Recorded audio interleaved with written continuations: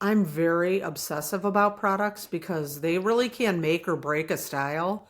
Um, Now, green and clean is really, really important, but a lot of the green and clean products, honestly, don't work very well. So, I had to find a brand that I believe works really well with different kinds of curls, and that is the Intersense product line. We've been using that.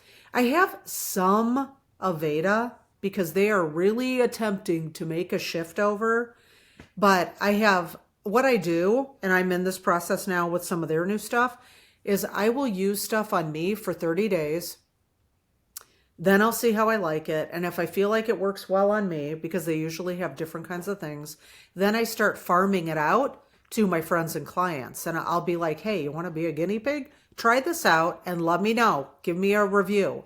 And so then I have them, like I'll have somebody with tighter curl. I'll say, here, take this home, try this on you and see what you think. And so then I have somebody with like a medium curl, a looser curl. So I basically have everybody sort of go. So I have real people experiencing these products for themselves, and that's how I bring something aboard. I have to have slip, I have to have moisture. It's got to be something that doesn't cause cottage cheese, where you get like that flakiness. And we struggle with that because some products don't play well with others.